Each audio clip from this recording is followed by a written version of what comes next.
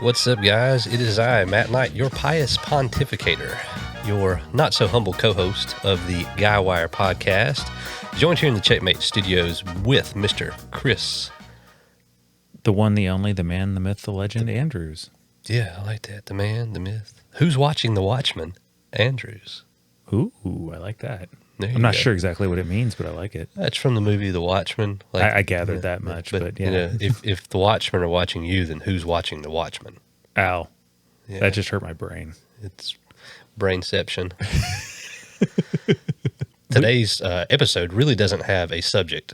We're just kind of shooting from the hip. We haven't done an episode like this yet for the podcast. We've pretty much always had a topic in mind, so we just have some thought-provoking questions that are going to get us started. But first, I wanted to tell you about a medical thing that I found out this week. Did you know that You are really a woman? More than a woman. More than a woman. More than a woman. I know, I got Shania Twain now jumping around in my head somewhere. Bee Gees. Yeah, speaking of that reference, I was at the convenience store earlier. I am one of those horrible, nasty cigarette smokers. And I was buying a pack of Camel Silvers. That's what I smoke. And there's an older black man named Daryl, real nice guy at the convenience store at the Quality Mart up here, up the road here. And he said, "Hi-ho, Silver away. I bet you don't know where that's from, do you?" He's the older guy. I said, Sure. "Roger that, Cochise. Sure do." And he was like, "Oh, Cochise. Oh." I said, "I'm a man of a little bit of culture." And we got to talking a little bit about some of the old shows. He's like, "Oh, you even watch Petticoat Junction?" I said, "Yeah, that's I've heard of it, but I don't think I've ever watched reruns, man. Those girls in there, little short, swimming in the water tower when it gets too hot in the summer. Come on now, I got a little culture." Well, you know what cochise actually means, right? I always thought it was goat cheese until I actually dug in and was like, "Oh, his horse's name isn't goat cheese." No, it's the Indian word for bad hunter. Really? Yeah. No, you're not shitting me. I think that was from the Johnny Depp Lone Ranger movie. Yeah. Not a bad flick. No, it had Johnny Depp in it, so it can't be too horrible. You know, that's a weird one. They didn't scream cultural appropriation for that one. A white guy playing excuse me, let me get it right. It's no longer Native American. It's an indigenous person. Persons. Persona. Peoples. Individuals. Group. Indigenous groups. He played a red man. I can say that because it's still on chewing tobacco. I'm surprised they haven't gone after that. It's next. It's got to be next. They've already taken the Indian off the land in the Land of Lakes butter. So. Well, and the Washington football team? I don't even know what the hell they're called now. Do they even have a name yet? I don't know. But then Aunt Jemima is something Mills, something stupid. I have no idea, to be honest with you. I know Aunt Jemima got the boot. You know, I mean, she's had a solid job for like 50 years, and they just cut her loose with no severance, nothing. I was mad about that because Aunt Jemima and Mrs. Buttersworth spent many a breakfast with me. Mm-hmm. They were almost like parts of the family. And, you know, Mrs. Butterworth, she's a little thick, but she gave me an appreciation for curvy women. Because if she can make my pancakes taste that good... and just sitting there on the table glistening that beautiful honey brown. Ooh, girl, you thick like syrup. I tell you a what. I don't think Hank will be joining us tonight, though. We'll see. Yeah, I think he's on vacation. He's off a propane conference. Propane conference. His Ford broke down after he left us last time, so... Well, of course it did. As his buddy Dale Gribble says, "You know what Ford stands for, don't you?" "Fix it again, Tony." Hank said, "You dumbass, that's Fiat." So somebody did just send me a meme today that was it was a picture of a Jeep up on the lift at a mechanic shop. All right. And the caption was like, "Oh, silly Jeep, that's Ford parking." Nice. Even though Chevys have the more comfortable tailgates because you'll be sitting on them. So anyway, the medical fact that I found out was weird. Did you know that the skin on your eyelids is the same skin that is on your foreskin? I thought you were going to say ball sack, but I mean, closely related. But yeah, I mean, it's got to have similar properties, right? So, I mean, I'm glad. Well, I mean, I don't have a foreskin, so I'm just glad my eyeballs don't get erect. I'm glad they didn't take off my eyelids. Like you see a good-looking girl and your eyes get an erection. How weird would that be? Or, I mean, it would eliminate a lot of questions. Or like, what if your foreskin was like your fingernails? It never quit growing. You had to trim it once a month. Oh God, what the fuck is wrong with you? I'd have an 8-foot foreskin just dragging the fuck along behind me. Emotional damage. And physical damage. Oh, Jesus. Excuse me, Doc. I accidentally tied it in a knot. Can you coil it up like an extension cord? You can throw it over your shoulder like a continental soldier. But so where I'm going with this is over in England, there was this boy that was born without eyelids. Extremely rare condition. I can't remember what the name of it is. So luckily, he was uncircumcised. The doctors did the circumcision procedure, agreed with the parents and everything, and decided to make eyelids out of his foreskin. So medical procedure went okay. It happened about 5 years ago now, so I think he's 8 years old. Doesn't have tear ducts or anything because of the skin. But really, when he was asked, how, is this better for you? He's like, well, yeah, I can sleep well now that I can actually shut my eyes. I don't have to put any type of compress and keep them lubricated with eye drops and different things. He said, but the only thing that I really regret about the surgery is now I'm a little cockeyed. Jesus. I knew it was coming. I fucking knew it was coming. Jesus Christ. Oh, folks, I apologize for my co-host. He is an asshole. Thank you all for coming along on that ride for me. It had its highs and it had its lows. Mostly lows. I hope you weren't that disappointed in it. But the problem is I've gotten to the point where whenever you come up with these stories, I'm just waiting for the fucking punchline because I feel it coming. You're waiting for that other shoe to drop, right? Exactly. you never just tell a story. I have in the past, yes. So you had a little bit of a busy week in your pre-retirement. You had a zoo trip on the weekend. Yeah, took the family to the zoo, and we're here we're here in the Triad, North Carolina. We're in Winston-Salem, so the Asheboro Zoo, about 45 minutes away from us. I mean, it's the North Carolina Zoo at Asheboro, right? Yeah. Everybody who grew up around here is like, it's the Asheboro Zoo. Oh, is it? Yeah, okay. That's what everybody's known to. But tell me about, was that your first time going there? Yeah, it was. The kids had been there once before. I can't remember what the event. Oh, I think it was for a school thing. But no, yeah, I'd never been there. It's a nice zoo. And coming from San Diego, I got really spoiled. San Diego's got the world famous San Diego Zoo. I mean, that was going to be my next question. Is being a temporary San Diego native for the time that you were there, no native part at all. Yeah, non-negotiable actually. How did it stack up?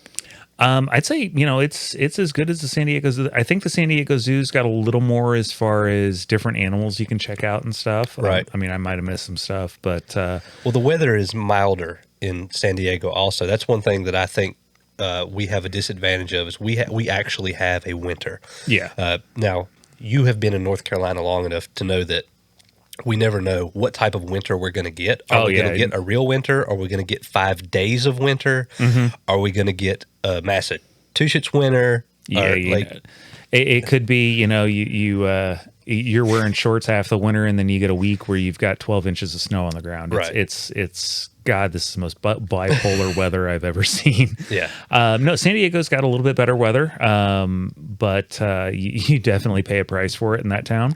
I'd say the North Carolina Zoo, the Asheboro Zoo, whatever you want to call it, definitely stacks up. It's a good time if you want to take the kids and kind of check it out. So they have a Halloween event that I didn't know about. We've been going to for the past 4 years since I got in a relationship with Wifey Sauce. It's called Boo at the Zoo. Okay. It's outside of the park. They do, well, maybe it's right right after the main entrance. There's a little aside place that's like a shelter. It's after you leave the main park, but they have like trick or treating and different stations where the kids can go and get candy and different. They bring out like a baby alligator for them to pet. And A baby dinosaur. Let's let him pet the baby dinosaur. yeah, it's cool. Nobody loses a finger often, but the kids seem to enjoy it. We took Colton last year, and he was still in a stroller. He was not even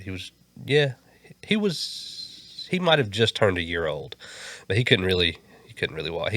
He's my son, so he developed at a slow rate. He couldn't walk as fast as some of the other kids, but now that he's running around having a good time, it's got its advantages and disadvantages this year of having to keep an eye on what the hell he's getting into. But he'll have a good time. All the kids get a bunch of candy. They wear their costumes and show up, and then like you pay one price for Boo at the zoo, and you get to make a day of the whole thing throughout the zoo. Oh, that's cool. Yeah.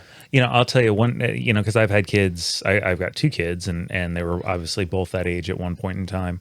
My salvation as a parent, when my kids were that 2 to 3 years old, was a freaking leash, dude.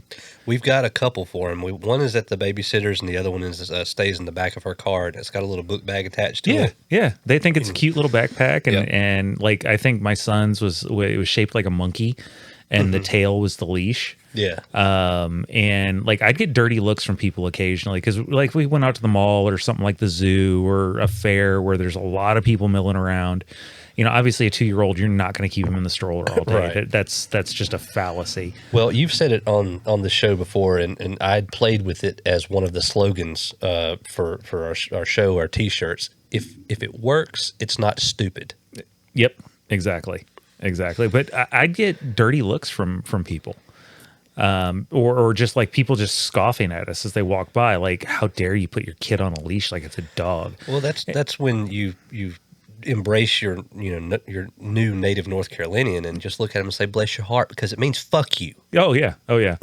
But no, I mean, it's obvious those are the parents or those are the people that either have never had kids or have never had kids that they had to keep a constant eye on, or have never had kids that listen to them, or kids that lived. I don't know which.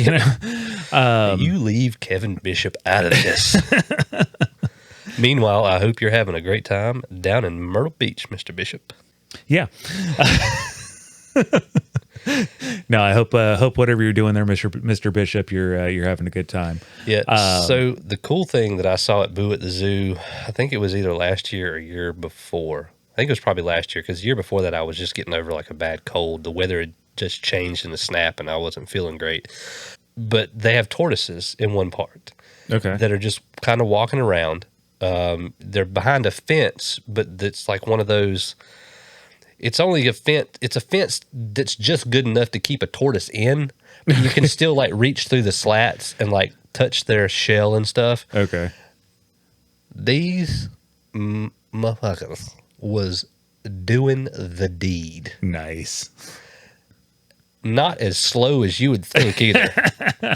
We're not going at a turtle's pace. They were not quite a rabbit's pace, but you know, for a turtle a tortoise whose shell is like 2.5 feet tall from the ground. I mean, this bad boy mounted his mistress with what to me was impressive speed. The noise, that the male tortoise makes. Oh, geez, is just chef's kiss. You didn't get video of this? I think I may have. I just don't know where the video is. Oh. But some of the kids were like, what is this? And luckily, you know, my stepdaughter is busy looking at other stuff. She's out. They have like a playground area out there near the tortoise exhibit. So they're like looking at what's all this? But yeah, if you go to Asheboro Zoo, you might see some turtles doing the sex. Turtle sex. Gotta love it. Yeah. And it's funny, man. Those things have longer necks than you would think. Like this male tortoise like looks back. I swear he made eye contact with me, and gave me the subliminal message, and I heard it in my head. And you know what he said? I'm better than you, and you know it. No, he just has more stamina. That's all. Probably, yeah. So cool. Glad y'all had a good time at the at the zoo. Are you going to be doing any footage editing to go on the old Tube of You channel? I got a couple things in mind. Got a couple projects I might work on tomorrow. Cool. So yeah, I got a little bit of content. I think I want to try to get out. Why don't you kind of share with our, since we mentioned the YouTube channel? I guess what are we doing there? What's going on with that? So just as it were in the early days of the Checkmate with Bishop and Knight podcast, when I was learning the hardware and the software, the editing software, I went through a couple before I found the one that I really liked, that was really highly rated, the one that kind of meshed with me and how I interact with software. I am doing the same thing with YouTube now.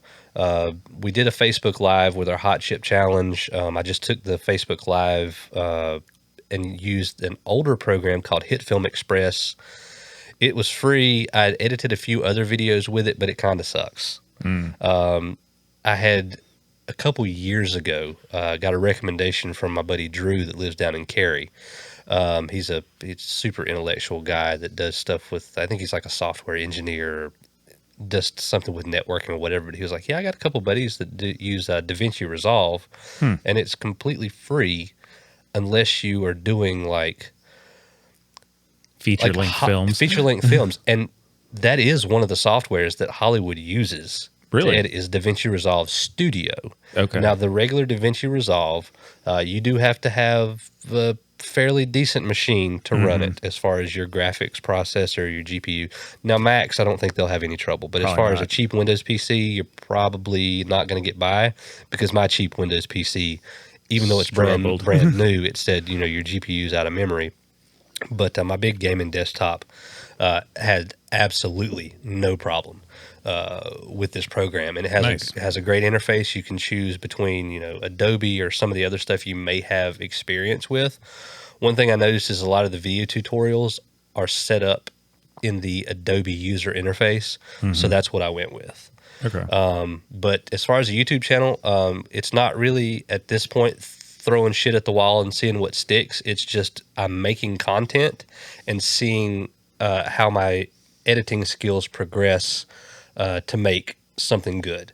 Because eventually this podcast will go to video. We have an idea for a couple cameras, and I'm figuring that out as far as how to do everything, adjust lighting, which is that's one thing with our live we figured out is we need a bunch of lighting. Yeah. we threw so much light at that. It seemed like so much overkill, but it actually worked, and I think we probably still could have used more. Yeah. Yeah. So, that being said, we're just a couple of guys with a YouTube channel, and we're figuring out how to do the YouTube thing. It kind of sprung from just some ideas that we had about, guys might want to know how to do this or see what our take on it is, because I try to make a lot of stuff comical. I have a video where I'm just weed eating coming out probably tomorrow, the next day, that'll be posted on the channel, where I throw in a little joke and kind of a jab at you guys who make fun of some of the battery powered and electric appliances, or not appliances, but yard work tools. And I totally get that there's probably a lot of guys out there, and I'm the same way with cars, so I can't say too much. Like I am not jumping onto the electric car bandwagon. My internal combustion engines, I like a good engine. Yeah. I wanted to go vroom vroom, and not, I'm the same way. Now, you give me a 3,000 horsepower car that will get me 2,000 miles. Hey, I might be on board, as long as I don't have to pay $26,000 to replace the batteries should an error happen, such as a Tesla. Yeah. I got a guy I play softball with. He's an appraiser for one of the insurance companies, and I can't think USAA. He's an appraiser for USAA, and so he goes and vehicles are in wrecks, or anytime there's all these floods and all these vehicles are damaged, he's got to go and do all the appraisals and figure out what the value of the vehicle is. Yeah. And he says every single time he looks at a Tesla, it doesn't matter how minor the accident has been, if he's got to go out on it, it's a minimum $30,000 repair. Yeah, no thank you. Yeah, because most of the time it's damaged some sort of the electrical, the motors, or the battery. Yeah. And if it's touched any of those, it's a minimum $30,000. Yeah. I'll keep my 97 Honda Civic that, they're selling for about $1,200 now with about 248,000 miles on them. They'll get you to around 400,000 miles before the head gasket blows. You can do a head gasket in your driveway for about $75 by yourself with pretty much no mechanical knowledge, a 10, a 12, a 14, and a 17 millimeter wrench. Yeah, on those motors. I'm cool. Yeah. Well, I mean, $1,200. Let's buy one and K-swap it. Shit. I mean, you got the Ford Edge. The Escape. It's an Escape? Well, no, Okay. it's since it came from San Diego, they call it the Escape. Escape, yeah. And, Yeah. Why don't we do a Pimp My Ride with that, too? Since we're going to make it mid-engine, the front of it can be a taco truck. No, beer cooler. Well, you can't have tacos without beer. That's true. Okay, beer cooler and taco truck. Yeah. Yeah, little flat iron up there, and yeah, I think that'd work quite well. Yeah. I mean, the radiator's going to be up front anyway still, so I'm sure Or we could build that into a smoker. Yeah. Smoker up front, engine in the middle. A gasoline car that rolls coal. I love it. Yeah, have a little exhaust fan like on the inside of the smoker where we go past, the asshole cyclist going down the road and just fucking blast them with charcoal smoke. A little mesquite. Yeah. Another pain point of mine, JR came on the Checkmate with Bishop and Knight podcast with me about a year ago, and we both share the hate for cyclists. I'm right there with you guys. So fuck you. Yeah. If you ride a bicycle on the road, yeah, you're dead to me. I have a bicycle. I have rights. I have a bumper. Get the fuck out of the way. Mm-hmm. Bumper, brush guard. I've been wanting to figure out how to make dual chainsaws flip out from the sides of the underneath of a vehicle. Just cut them off right at the legs. I just want to put a big bull bar on the front of my truck. You can probably find some decommissioned trains and get a cow catcher. Just flip them right up over top. Yeah, of you. just flip them back over the top of the truck, man. It didn't hurt the fucking cows. It ain't gonna hurt the cyclist. I mean, they might become one with the bicycle. Is it extra points if they actually land on their wheels? A T-bone is 500 points. So I mean, I have no idea. But yes, if you want to ride a bicycle for exercise and to get outdoors, you know what? I support that because you're getting outside, you're putting your fucking phone down. Yeah. You're not stuck inside playing video games. Well, that's the problem with a lot of these cyclists is they're on their fucking phones. What the fuck? Yeah, if you're a cyclist, you're riding on the street, it should be a law that you can't have a seat on that bicycle. You can have the pole that the seat's attached to, by all means, but you can't have a seat. I mean, some of them, that might be a selling factor. It probably would be, except they'd coat it in silicone and make it bigger. But to my point, if you want to ride a bike, sure, fine. Get the hell out of the way. Yeah. I mean, holding up 10 cars behind you because you want to take up half the lane on a 2-lane road, we can't get around you. We actually got places to go. You're just out tooling around for some exercise and some fresh air. Fuck off. And if you do it, don't do it with your buddies that you're going to ride side by side and point at the middle of the road and said, hey, let's go over there and be assholes. Exactly. No, it was a couple months ago. It was late at night. I was coming over to do one of these podcasts. I think it was one of the Checkmate podcasts we were doing that night. And it started just absolutely dumping raining right before I left the house. And I got about a 25-minute drive over here. The whole way I'm dodging bicyclists at 9 o'clock at night. It's dark out. It's pouring rain, and I'm dodging bicyclists. It's weird that their moms would let them be out that late. These are grown-ass adults. I'm aware, but it's weird that their moms allow them because they're going to have to go home. Their mom's going to have to do their laundry and lay their clothes out for the next day because we all know cyclists, nobody likes them, and their mama still dresses them funny. Mm-hmm.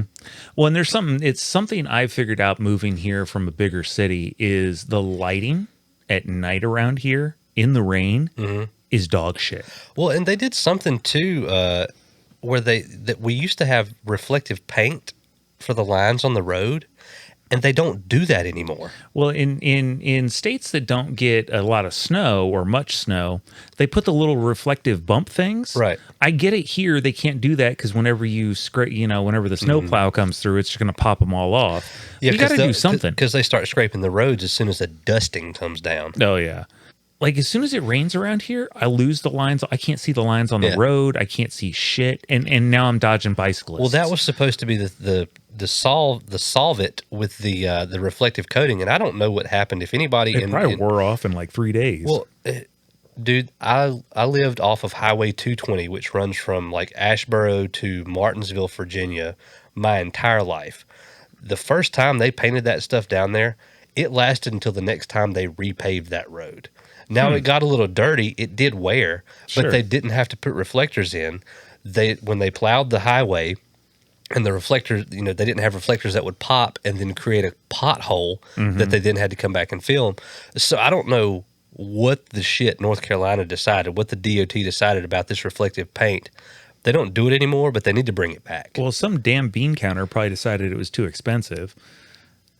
Some bean counter that lives somewhere else. So let's take maybe, I don't know, $250 million that we sent to Ukraine and buy some more reflective shit to put in our paint. Right. I don't get it. But yeah, that's it. Cyclists, we hate you. Mm-hmm. And all you got to do is get the fuck out of the way. Just move the hell over. Let us pass you. Yeah. And or how about this? Don't cycle during rush hour. Mm-hmm. Don't cycle in the middle of the mountain roads on the weekends, because we're trying to drive on those windy roads and have a little bit of fun. Well, and there's plenty of greenways. Like I had a buddy that cycled all the time, and Go mountain bike, bro. Well, he wouldn't bike on the roads around here because it was too damn dangerous. He moved here from New York City, where he used to cycle on the streets in New York City. He said it was too dangerous out here. Yeah, get on TikTok and look up New York City bicycle delivery, and you'll see some of the wild shit that these guys do. Oh, yeah. On a fixed gear, like one gear. No brakes. Just, out there. Getting it. Balls hanging off of taxi cabs, shooting down the streets. That's the epitome of full send, in my opinion. Not enough horsepower for me, but I'm with you. I am with you. They send it. Yeah, they do. They might be robbing the other car's horsepower, but they do send it. So, funny story. Kind of completely changing the topic here. But so when we were at the zoo, my daughter and I did a rope course. And in this rope course, there's a zip line. Well, my daughter's never done a zip line before. And of course, they got harnesses and safety gear and all this kind of shit. You'd have to really do something stupid to fall off of the platforms we're on. But she'd never done a zip line before. And so we get her all hooked up and she's standing at the top of the zip line. She's like, well, what do I do now? And all I did was looked at her. I was like, honey, all you got to do is send it. And she's like, send it? Yeah, send it. And she just jumped off. Like she just barreled in and it worked. So got to teach my first lesson and send it to one of my kids. It was pretty memorable.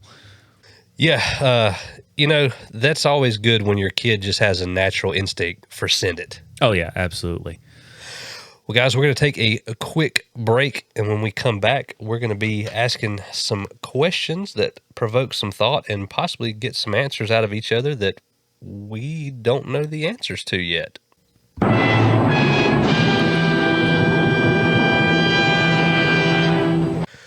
Welcome back to the Guywire podcast, ladies and gentlemen.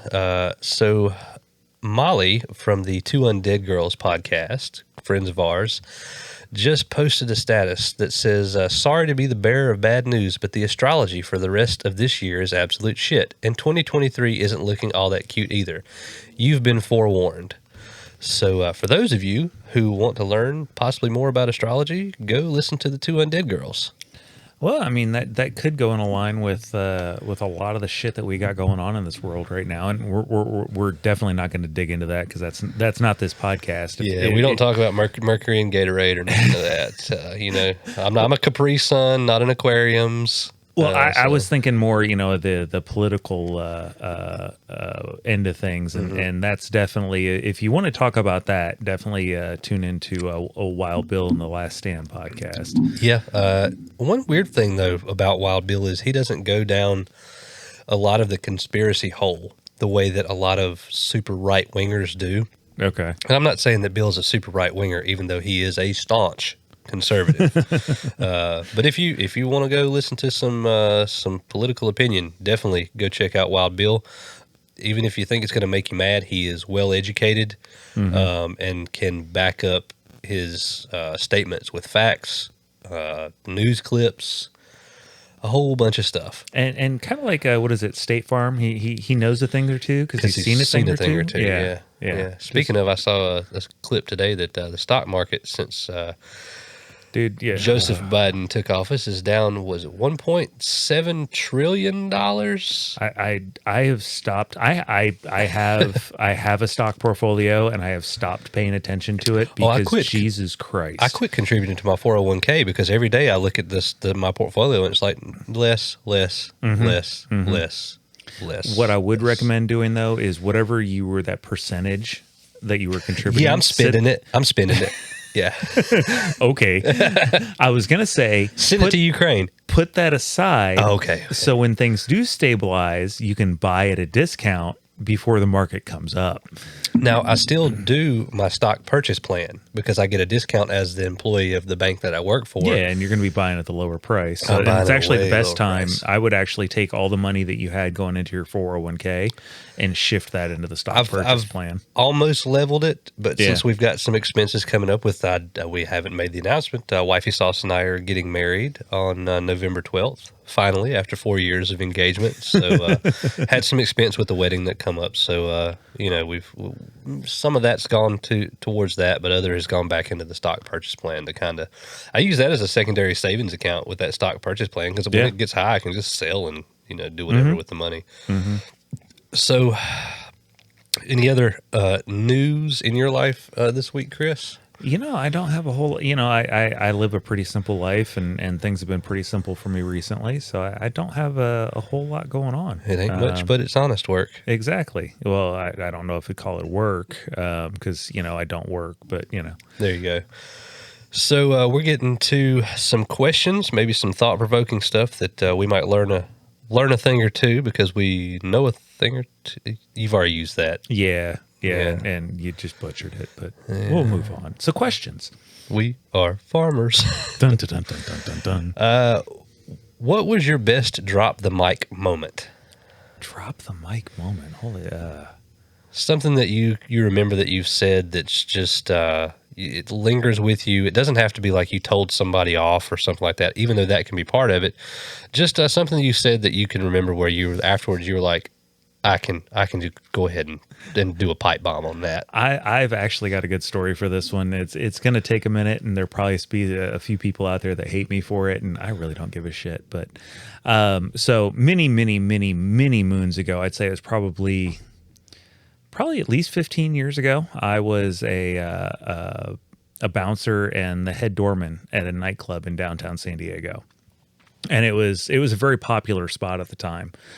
Well, the patio that we had, according for our liquor license, our patio had to be clear of any alcoholic beverages by midnight. Okay. So after midnight, if there was any patrons that still had an alcoholic beverage out on the patio, we could be fined for it or potentially lose our liquor license. Gotcha. We had something similar here in North Carolina where if you're serving drinks outside, there has to be a barrier. Yeah. On the sidewalk. Well, this one, there was a barrier, but we still had to have everything inside because it was still technically considered an outside beverage, blah, blah, I don't know. You can hand the drink over to a kid. Yeah, exactly. Yeah. So at about 11:45 every night, we'd go around and start letting people know, hey, you can still come out here and smoke. We're not closing the patio. You just got to take your drink inside. Right. We had tables sitting just inside the doors so that if they just wanted to go in, put their drink on the table, come back out and finish their cigarette, they could definitely do that. So I'm walking around letting people know, and we usually gave them a heads up. We'd say, hey, got about 10 minutes, finish your smoke, take it inside. And so we're coming up right at midnight. And there's always a couple of people that you've got to tell 97,000 times because they just want to push it to the absolute limit. Okay. Well, there's a couple standing just inside the door or just outside the door on the patio. And so I approached the guy. I'm like, hey, bud, I hate to do it, but you and your girl, you got to take your drinks inside. You guys can put them inside, come right back out and smoke. It's not a problem. No big deal.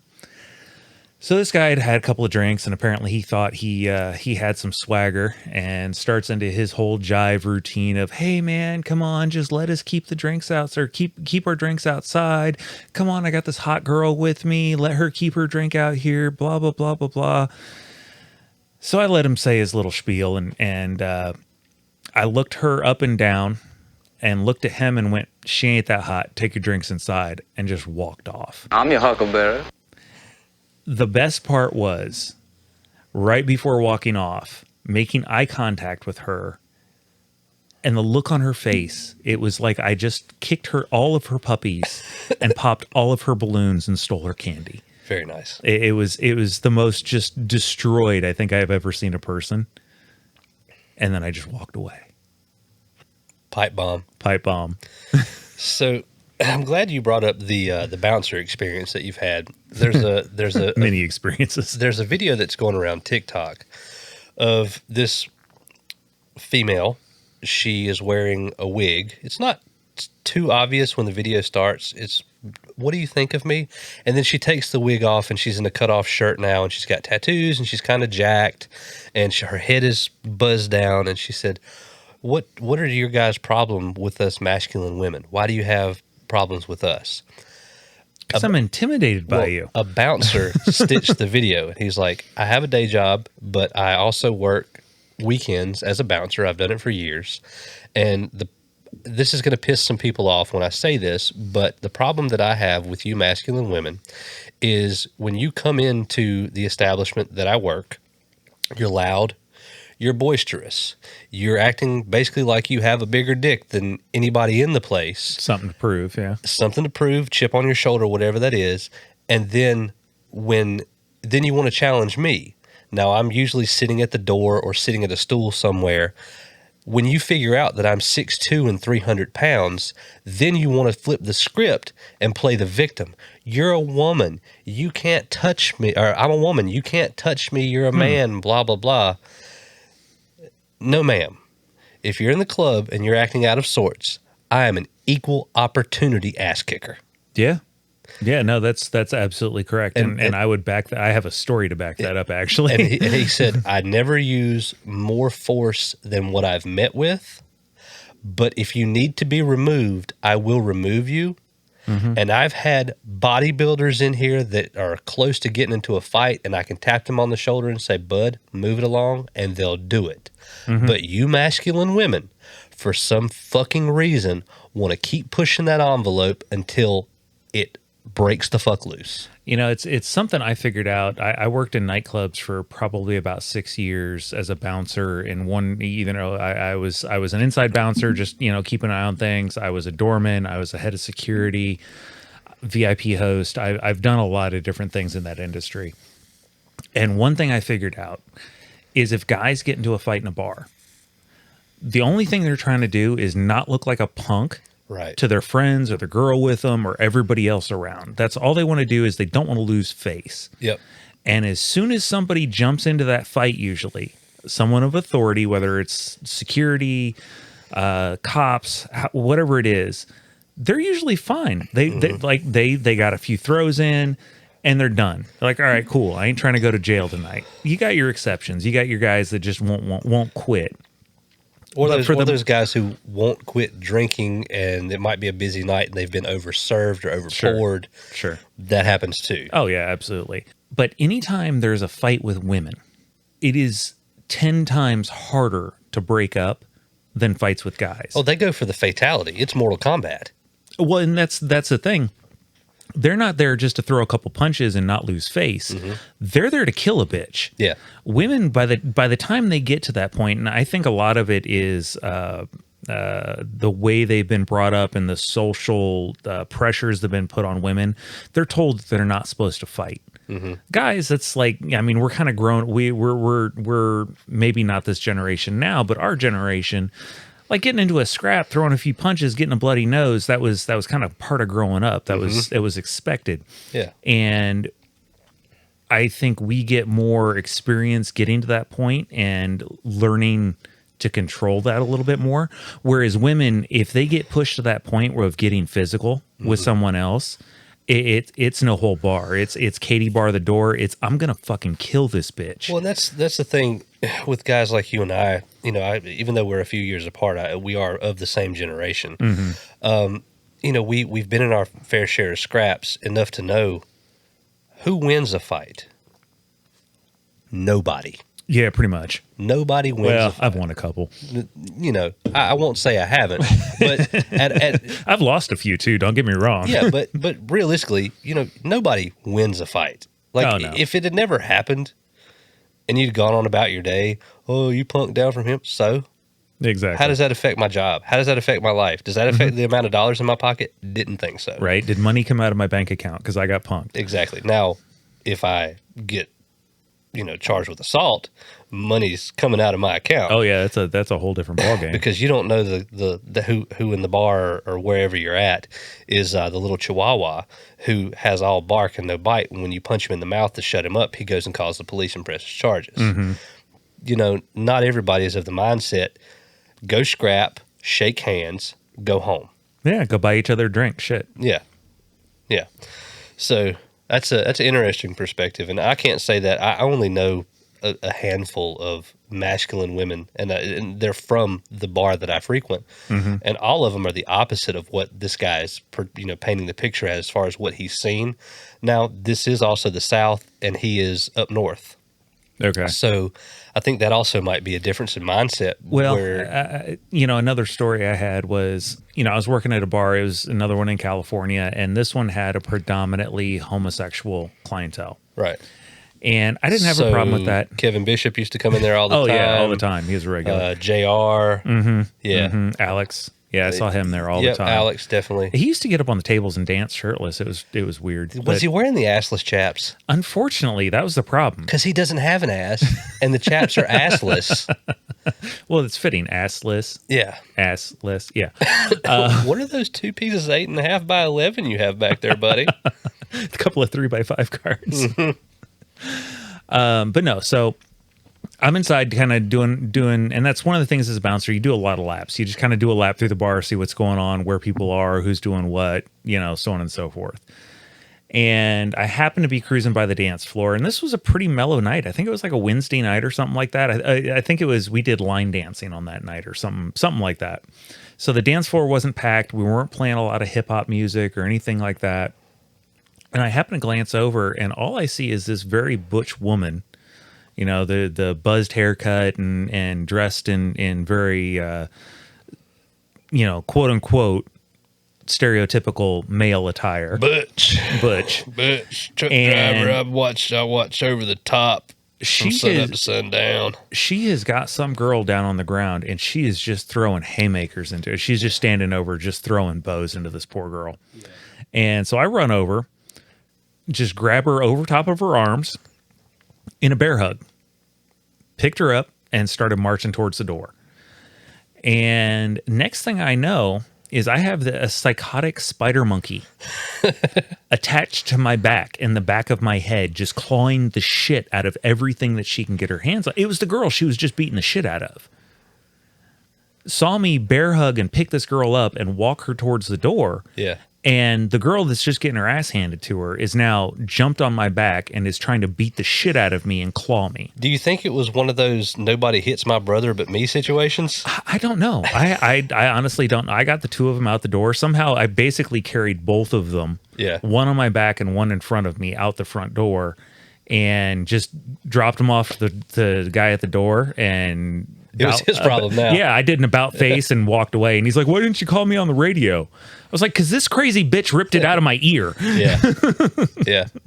I was pressing my life alert and nobody showed up. Basically. Dickhead. I kind of had my hands full. Yeah. But as far as that question goes, I don't have a problem with masculine women. No, not at all.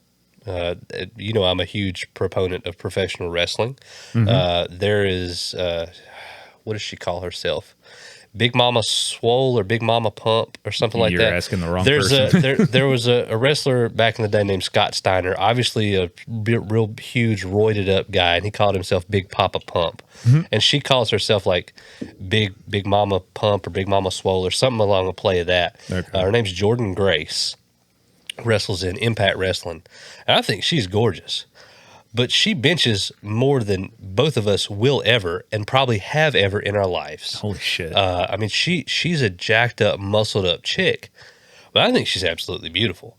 And I mean, she fits the definition of masculine woman to me. It's not always about being butch, Yeah. so to speak, which I don't have a problem with butch women either. Because, like I said, most of the butch women I've met have been real fucking down to earth, real Cool as cool, shit, yeah. and probably have a cat or two that I'm going to come pet.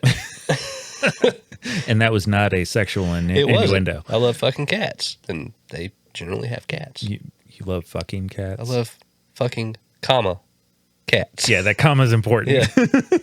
Not I love fucking cats with the exclamation mark on the end.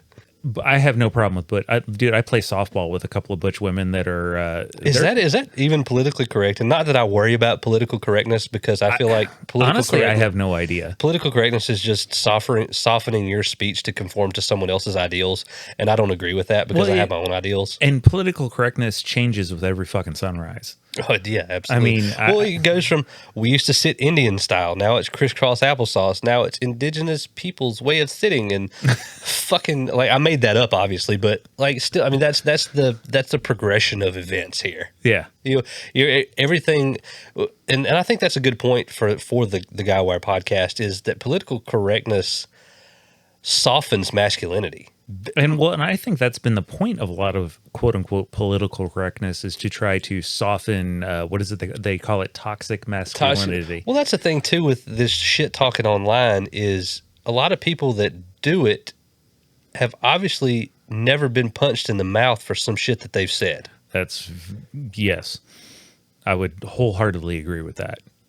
The first time you get punched in the mouth, it's an eye-opening experience. And then you get punched in the nose, and it's an eye-closing experience. So I usually try to go nose and then mouth. Yeah, if you've never been punched, you probably need to go get yourself into a situation where you might get punched, because you're going to figure some shit out about yourself real goddamn fast. Yeah. I would recommend like boxing and sparring rather than real world situation, because you never know how crazy the motherfucker on the other end of that fist is. I don't know. I was like 9 years old first time I got punched in the face. So I mean, I was probably that around that grade school. I mean, the problem is with my old man, but whatever. That fucker hit hard too. But on that note, what's the next question you got for us there, Mr. Knight? Well, you didn't ask me what my drop the mic moment was. Oh shit, yeah. What was your mic drop moment? I was a banker at the financial institution that I still work for, and a customer came in. She was from out of town but banked with us, and she had a charge from a hotel and a refund, and then another charge. You know, when you stay in a hotel, they put a hold on your card for damages or whatever. I tried to explain the math to her 19 different ways on paper with a calculator. And finally, I got to the point where I said, ma'am, would you like me to get my branch manager to explain this to you? Because I feel like I'm spinning my wheels. I can explain it to you, but I can't understand it for you. I've heard you pull that one out before too, and that is, it's so poetic whenever you use that one. I feel like anytime I use it, I've been pushed to my absolute limit, and that's me saying I need an out for this situation. And if you understand it enough to be offended, then we can escalate it at my pace.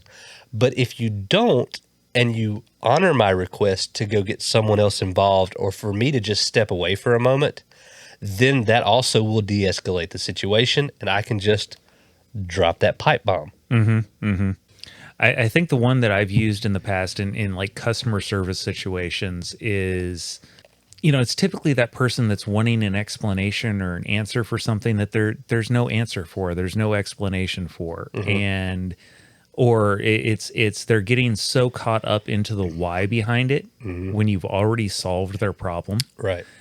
and they're just pressing you and pressing you. And usually my go-to is, I'm really sorry, ma'am, but I left my crystal ball at home today. Yeah, I think I like that. But I think as far as in the retail positions we've been in to use that, the affable nitwits that seem to be better at sales and retail that don't get it are not over processing it, just have better because they're like, huh, yeah, that was cool. Yep.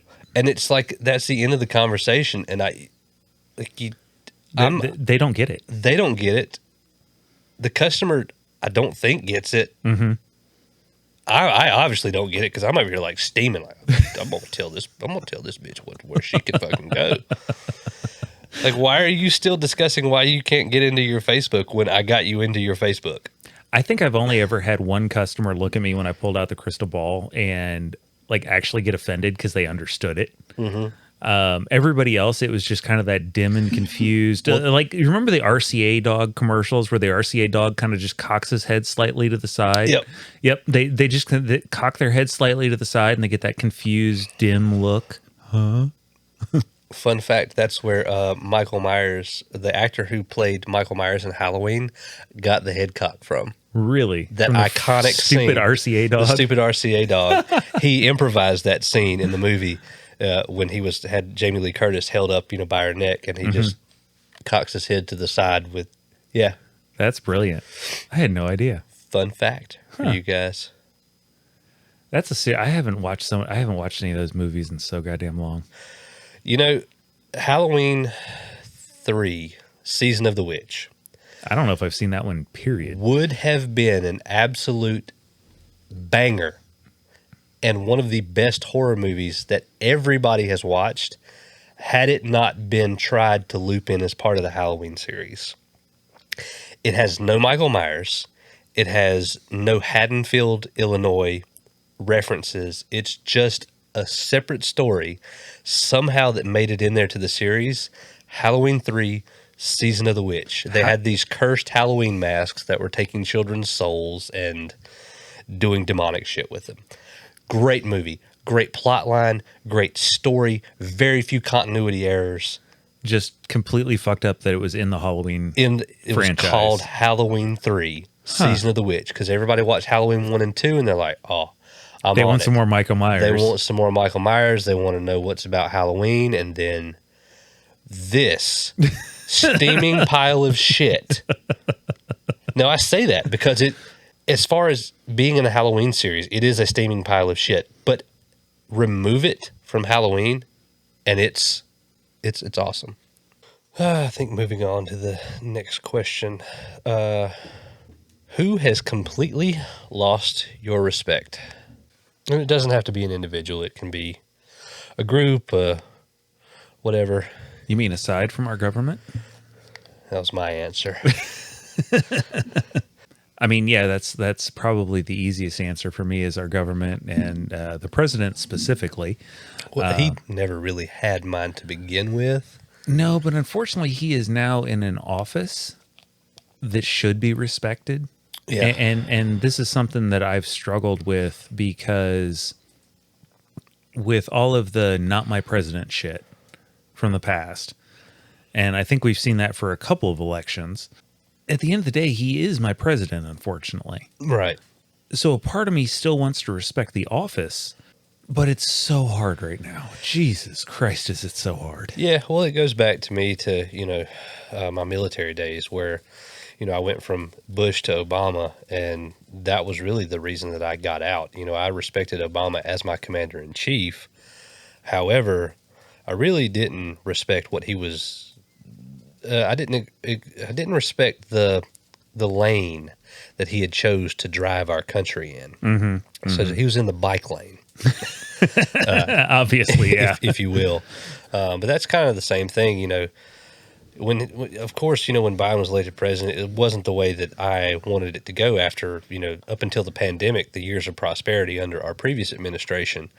But I never imagined the degree of fucked upness that he could have gotten this country in. I go back to that whole stock market being down like $1.7 trillion. Dude, I've lost tens of thousands of tens of thousands of dollars in the market. What's your name? The White House press secretary, Jean-Pierre, gets up there and basically just spouts lies the whole time. No, we're in the greatest period of economic growth. Okay, you shut down the economy. There's nowhere to go but up. You're manufacturing statistics. So just say that you're spouting bullshit, and I'll be cool with that. Yeah, and the fact that they can sit there and legitimately say that we're not in a recession, even though it meets every criteria for a what's the word I'm looking for?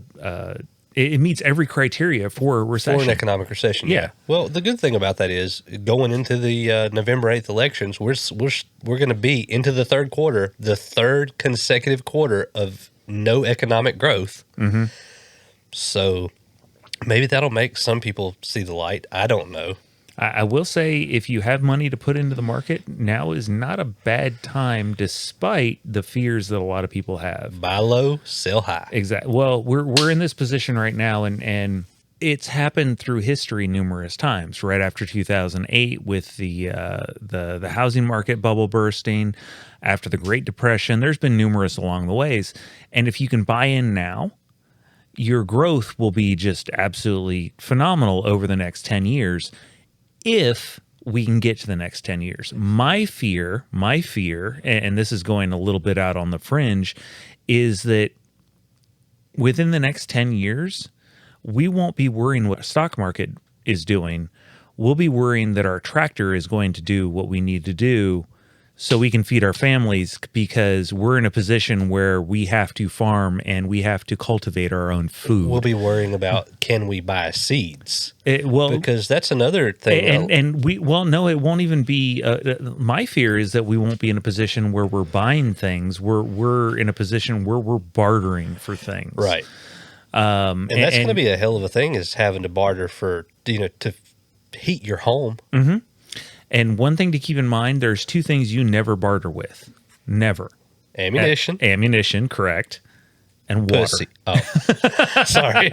Okay, don't barter with that either. Your wife probably won't like it very much. But no, ammunition and water, never barter with those two. Yeah. Number one, water, you can only live 3 days without it. Ammunition, there's a good chance they might use it against you. And I ain't bargaining with my beer either. No. Or my mead. I'll be making that. Yeah, I think we need to start learning how to make beer. I'm thinking moonshine, honestly, because, you go back and look at Prohibition, and, you can take a lot of stuff, a little bit of, anything, any fruit. Shit, you can make liquor out of grass. Oh, yeah. Well, that raises an interesting question. Is it legal where we're at now? Obviously, if there's a complete economic collapse, nobody gives a shit. But where we're at now, is it legal to make your own moonshine for personal consumption? No. Oh. Even just a little batch at home? Damn. Nope, it's illegal. I want to do that, though. I mean, I've been wanting to for a while. They sell. We probably shouldn't talk about this on the podcast. So here's the thing: they sell the kits on eBay, and I got some moonshine made from one of those kits. An old manager of mine at a part-time job, her son-in-law, they were going to take a trip. I think it was a big cruise to Cancun, Caribbean, depending on how you decide to say it. Got canceled because of the pandemic, and he said, well, I'm going to spend this money because it all got refunded. He went and got the stovetop still, the thumper, the condenser, all that stuff. Oh, wow. And she gave me a small pint jar of his apple pie moonshine for Christmas a couple years ago. When I tell you, I'm from the country. So being that, I can't be a connoisseur of moonshine, but I can know what's good and what's bad. This was good. Huh. I mean, real good. I got to try some recently that was peach. And I've had peach shine before, but it was syrupy. Yeah. It was thick. It was, That's more of a brandy. Well, this was, he called it peach brandy. Yeah. But it was 160% liquor. Did you keep it in the freezer? No. It was 80 proof, or it was no, it was what was it? It was 80%. It was 160 proof. That's what I'm trying to say. So I mean, it was straight That's corn what I liquor. wondered, because a lot of times afterwards they will add some sugars and some flavorings, like the syrup from the peach can. Well, the problem is that proofs it down. Right. The way he did it a true fruit infusion, where he soaked the peaches in the liquor. Right. So you get a little bit of that peach flavor, but it hasn't diluted the liquor down. Okay. And wow. Yeah, it's been a while since I've had a good peach brandy. My grandmother used to give me that mixed with a sugar cube. I think that was probably it. Peach brandy and a sugar cube for cough medicine. Oh, I figured that was the only way she'd get you to shut the fuck up and go to sleep. And quit coughing. Yeah, pretty much. So, yeah. Well, that's mine. Is the entire government combined with the big corporations and the uber rich, because throughout the whole pandemic they have profited off of the pandemic as the cost of living has gone up so much for everyone else. I make more money now than I ever have in my entire life. And it's just from you guys supporting this podcast. I'm absolutely comical. kidding. I'm absolutely kidding. This podcast bleeds money. So Both of our subscribers don't support this. Yeah, I mean, we have. When I see the number of listeners and it's in the the double digits, I'm like, who the fuck is listening to us? Maybe it's some bleed overs from the Checkmate stuff. I appreciate Wild Bill. I appreciate the two Undead Girls. I appreciate Michelle and Candy of Sips of Crime. I appreciate all those people shouting us out, and hopefully that's part of it.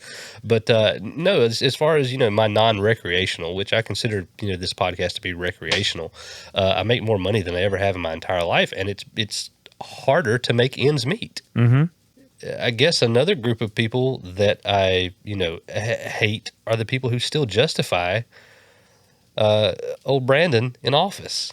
They still say he's doing a good job. He's better for the country. Okay, he's more divisive, just not on your side. Mm-hmm. Now he's on my side of the aisle when he called 75 million Americans extremists. Yeah. That's our government. That's our commander-in-chief who is saying that over half of his country is against him, which is weird because he got more votes than the most popularly voted president in U.S. history. I would absolutely love, and if you can do this, please do it. And I don't want it to be an argument. I don't want it to be a fight. I'm just genuinely curious. If anybody that listens is a Biden supporter, thinks he's actually doing a good job, could you give me like 5 or 6 bullet points of things that he's actually done? Or schedule a time where we can call you, or you can call us, or just come on the pod. That's what I'm saying. Yeah. Come on the podcast. We can do a Zoom call, whatever you want to do. Mm-hmm. But I want that feedback. I want to hear a justification that doesn't include anything about Donald Trump. That doesn't shit on Donald Trump or his time in office. Yeah. If you can give statistical evidence of things that Joe Biden has done productively. Statistical, factual. That he has done productively since he's been in office. I'd love to hear him. I'd love to have that conversation. Because no one I have posed that question to has ever been able to come up with anything. The only times I've had, quote unquote, liberals or left-wing people, as soon as I mention the issue of don't bash Donald Trump in the process, it takes all the wind out of the sails. Yeah. I get called a racist. I've been called a racist for it. Well, and to that right, a ton of ultra MAGAs, ultra conservatives, they are the same way when they want to come after Joe Biden. And I don't understand, because you don't need much ammunition. You don't need to mention anything about Donald Trump when you say everything that is wrong about this administration. Well, and unfortunately on both sides of this fight, both conservatives and liberals are feeding off of the mainstream media, and the mainstream media doesn't give you facts. They give you propaganda. They give you the narrative that they want to portray, and that's for both sides. The conservative side does it as well. You got Fox that sucks, Trump's dick. You have CNN, the Communist News Network. You have, like that. You have MSNBC, who is still pretty much the Communist News Network. But then if you get your news from sources like OAN or American One News, oh, you're a conspiracy theorist. You have to label everybody some way. Okay, go listen to, I think it's Star News, maybe not Star News. It's not BBC, but it's another British network, and then there's some Australian. The news coming out of Australia about America is the most unbiased political news that you will ever listen to. I believe it. For a long time, it was BBC, but now they are more. They're slanted. They're leaning more on the left. Yeah. Because I think that comes from their own political views. They're looking at through their own Well, lens. it's just like the Young Turks. They used to be pretty unbiased, and now they are so left wing. That's all the talking points that they seem to be able to come up with is everything that is anti-conservative and progressive. Mm-hmm. I'm sorry, I don't want my shop teacher wearing big old fake prosthetic titties to teach my son.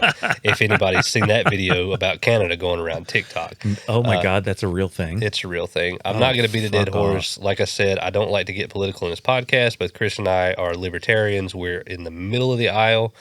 Go smoke your weed with your gay or trans partner and defend your pot farm with your gun. The only place I draw the line on that is children. Right. Children are not developed. Their brains are not formed. They are not developed. They are not emotionally developed enough to make decisions as to their own gender. And this is the one, I don't know if you've heard about this, but now there's, in some states, they are accommodating children that identify as animals. Yeah, the girl who identifies as a cat, who they have put as a litter box. My thing is, you identify as a cat. A cat doesn't need an education. A cat doesn't need a diploma. Kick the bitch out of the school. Well, the problem is, I have a daughter. She's 14 now. But she was 7 at one point in time. Mm-hmm. And her reaction to being uncomfortable was making animal sounds. That's my stepdaughter. 7. Yeah. She'll bark, do cat noises. Mm-hmm. She'll neigh like a horse sometimes. Hell, my 2-year-old walks around because I do the dinosaur gimmick where I act like a velociraptor and go chase him and stuff. And that's the cutest fucking thing I've ever seen, by the way. And he thinks he's a fucking dinosaur half the time. Am I gonna go have a fucking tail implanted on him? Am I going to change give him a space to lay eggs? Yeah, am I going to put his dick on his ass and call it a tail and he's a stegosaurus and the day's done? I mean, that's the insanity. That's the level of insanity that we're at. Yeah, I mean, my daughter, whenever we'd introduce her to people and she'd be nervous, she'd stand behind us and she'd like kind of peer around us and she'd go, meow, and she'd wave at them. That was just her way of dealing with being uncomfortable. Yeah. And she was 7 and it was normal and we just let her grow out of it. Yeah, well, that's like these drag shows for kids that are happening. Wait, what? Yeah, Wild Bill has a lot of stuff. There was, I think, a big one that happened in Albemarle, but they're doing these drag shows that are inclusive for kids that are talking about intergender and this, that, and the other. One happened in Winston-Salem. I got kicked out of a Winston-Salem meme group for saying this is not a political platform. It's for sharing stupid ass memes, and you need to get your liberal bullshit off of here because politics is not involved. The admins kicked me out for saying that shit. Wow. That's a meme page, dude. That's insane. Like, I can't get my head around the fact of I've been to drag shows and there is nothing, absolutely nothing child appropriate about them. Right. But these men are dressing up as women, reading drag books written by drag queens and trans people to kids, and they're saying, no, it's not grooming, it's just exposing them.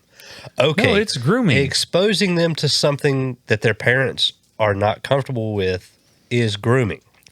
I had this issue when we lived in California. My daughter, she went to kindergarten in San Diego, and she brought home a pamphlet, and it was like Timmy and his 2 dads or something like that. Yeah. And we were not given any heads up on this. We were not given any option to opt out. Right. We were the choice was completely taken away from the parents. Mm-hmm. if you want your kids to learn that, by all means, they're your children. Go for it. Yeah. Do what you want to do. I was not comfortable with my children learning about that in kindergarten. They should be finger painting and learning their numbers. They should not be learning about Timmy finger banging. No, I mean, taking that out of it, and granted, that's funny. But they have no reason to learn about Timmy and his two dads, or why Timmy has two dads.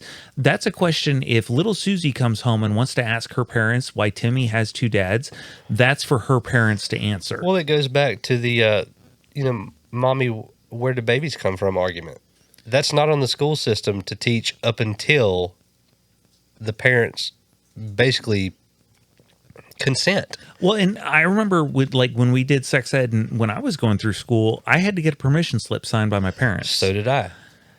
They've taken that choice away from parents, and that's my problem. Yeah. And I know there's a lot of parents that want to put it on the school, and they want to say, oh, the school should do this and blah, blah, blah, blah, blah.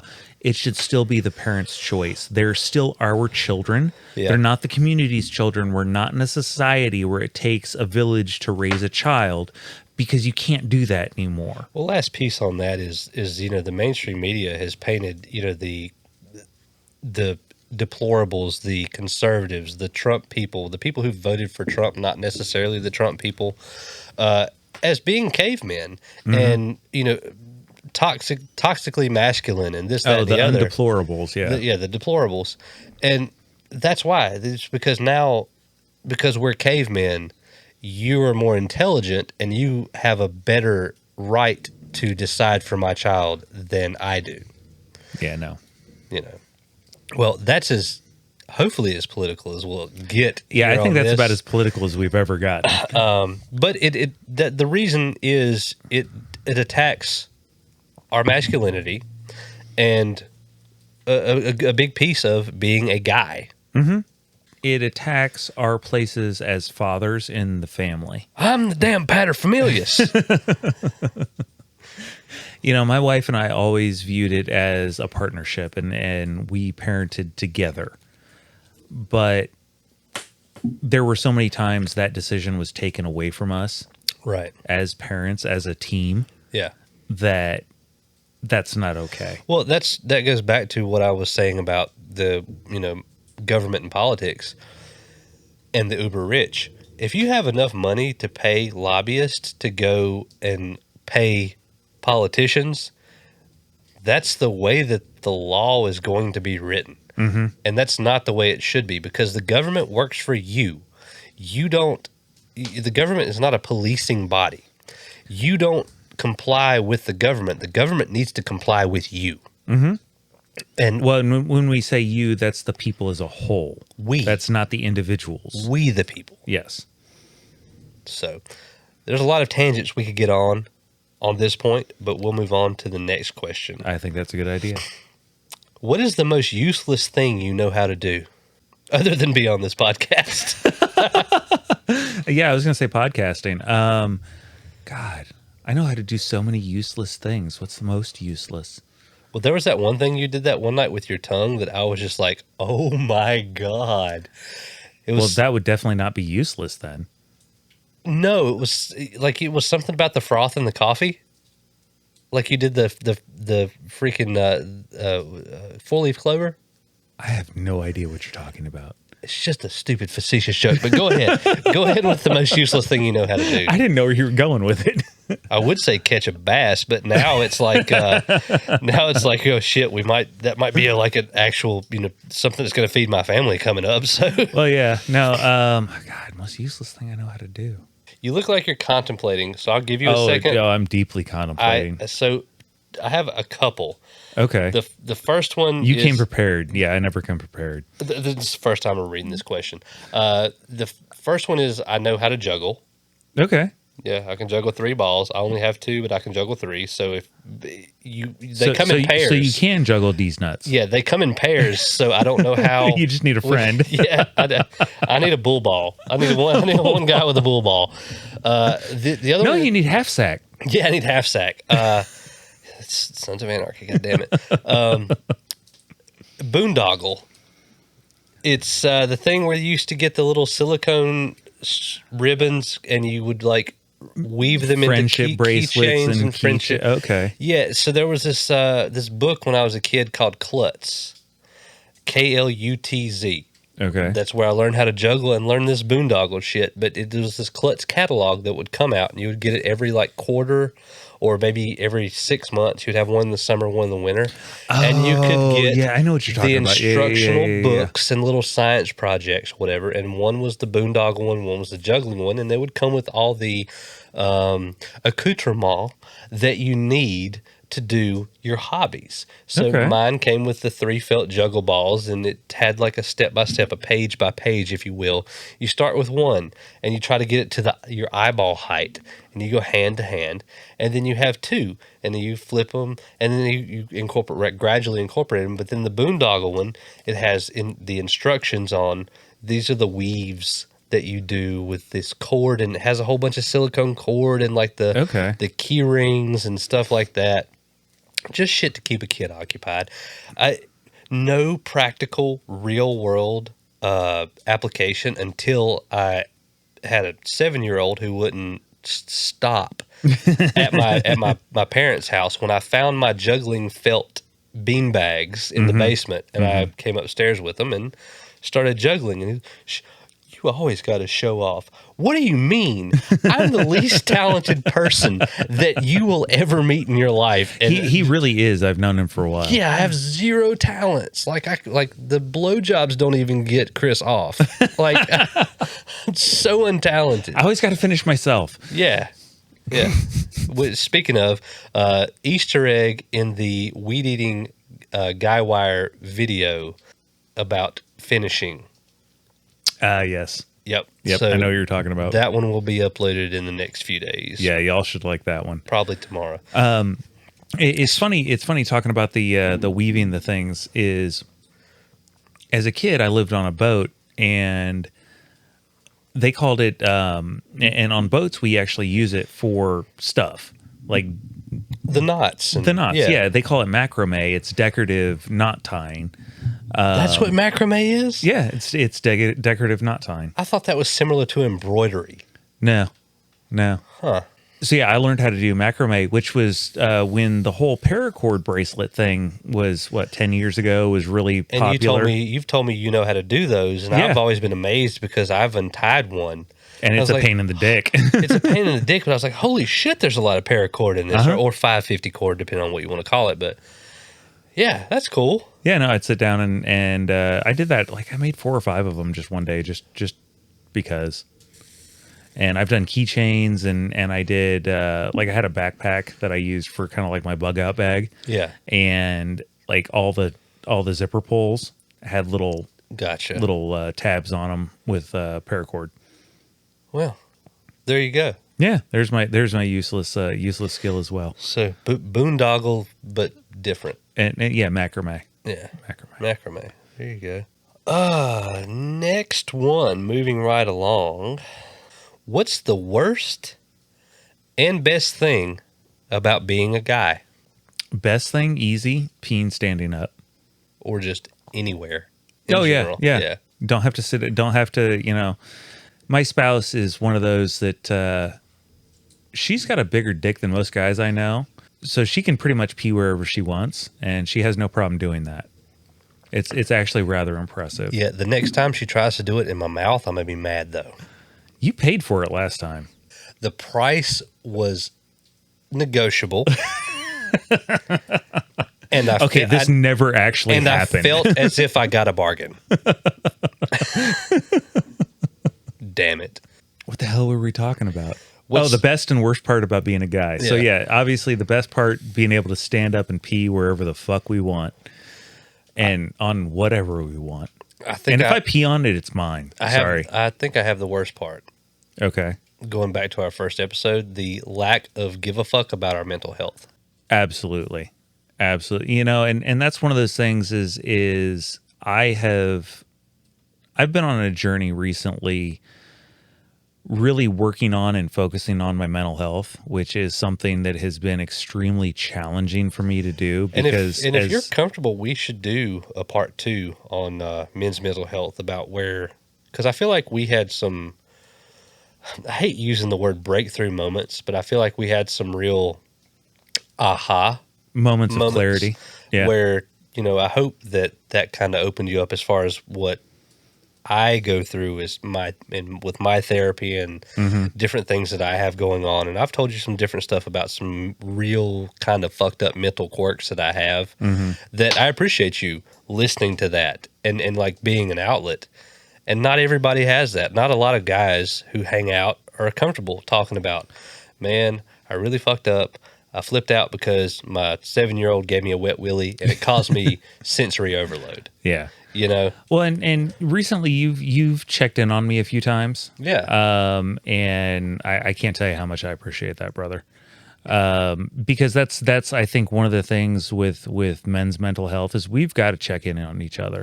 Yeah. Because so often we just white knuckle it and gut it. And for me, a lot of it is if I can just get through this, it'll be better. Yeah. And I end up just bottling shit up, thinking I can get through it and it'll be over. Yep. But it's not. It just keeps going. Yeah. And that's another thing too. If guys, I know this is the guy wire, but if you have any part of this episode or even our men's mental health episode that you want to let your significant other listen to, I have a piece of advice. If you're worried about your man and he's not listening to you, talk to his best friend. Yeah. It's not behind his back. If you're worried about him, even if you hate him, because that's a big thing in the world of, spouses and shit. Oh, sure, yeah. Your wife is not fond of me. There's, that's not a, I don't mystery. know. It's not a mystery. It's not any type of investigation that needs to happen. Your wife is not fond of me. But I feel like if anything is going on with you, that she has the unabated right to come to me and say, hey, I'm worried about him. Check on him. And you'd have no problem with that. No. Yeah, exactly. And I think a lot of this stems from there's a lot of times as guys that we get to that point where one of two things happens. We bottle it up so much to where it comes out in a very negative way. And I know I am very guilty of this, to where I let something eat at me and eat at me and eat at me until it comes out in a fucking explosion. Yeah. Yep. Or we try to address the subject, but it's still not in a positive manner. And because we don't know how to address issues that are bothering us. And when we try to, we get chastised, we get told we're being bullies, we get told we're being manipulative, we get told all this stuff. That's the biggest thing is you're being selfish. But and we get it slammed in our face, so we never want to try to do that again. Yeah. And my thing too is I know this is maybe going a little bit aside of what the original question was, but I think it's important to address is to the ladies out there. You ask your men to do a lot of things. Mm-hmm. Hey, babe, can you take out the trash? Hey, babe, can you unload the dishwasher? Hey, babe, the cat threw up in the bedroom. Can you do that? Mm-hmm. Meanwhile, as a guy, I would never ask you to do something that I could fully do myself in a very short amount of time. I might ask you for help. Hey, could you help me maybe with doing the laundry? Could you please do a load of laundry?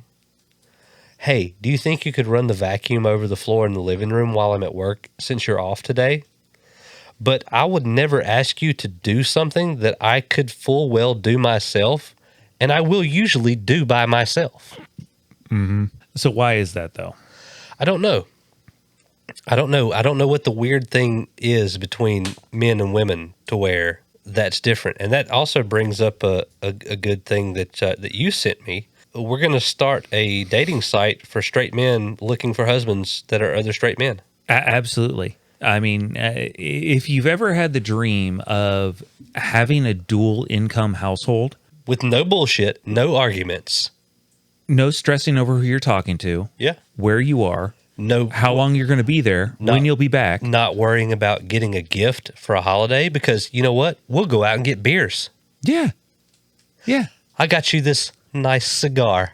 There you go. It's a backwoods. There's Yeah. 3 of them in the pack. So yeah, our idea is we're going to start a quote unquote, and I use this term very loosely, dating app. It's more of a matchmaking app. It's called a mandate. Mandate. Yeah. That's the name right there. I think we just mandate. Yeah. And No masks. it is just mandate. It is single straight men looking for other single straight men to partner with and live in a dual income household collectively as a team. You know, actually, what we should call it? Battle buddies. Battle buddies, combat companions. And you see, the way the algorithm is going to work is it's going to match more of the corporate type guys with the blue collar type guys. You're going to have about a 30-minute survey of questions to fill out before you're able to register for the app.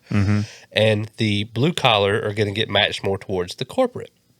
Because with the dual income households, you might have guys like me. I'm kind of both sides of the aisle. I'm a corporate worker by day, but I love being out in the yard. I love mowing. I love getting my hands dirty. I like working on shit. I like getting greasy. I like doing oil changes. But maybe you're not that guy who's type A and B. Maybe you're type A who likes to, have a clean house, have draperies that match your photographs. But then there's another guy out there who doesn't give a shit about that, who can maintain your yard, who can fix your car, who can do your oil changes. Okay. So matching up weaknesses and strengths to create a better battle buddy team. A better battle buddy team. And the cool thing is, you can still go out and hook up with females. It's an open relationship. There's a no adultery contract involved in this. So the concept is say Mr. Matt Knight and I were battle buddies.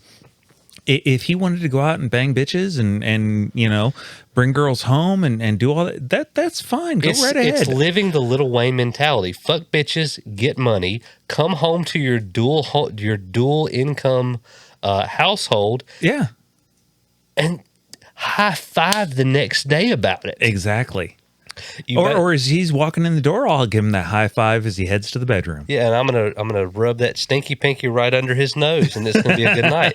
Oh, you banged a fine bitch, cool man, I'm happy for you. Oh, you banged an ugly bitch, cool man, I'm happy for you. Who gives a shit, man? Let's play on the field.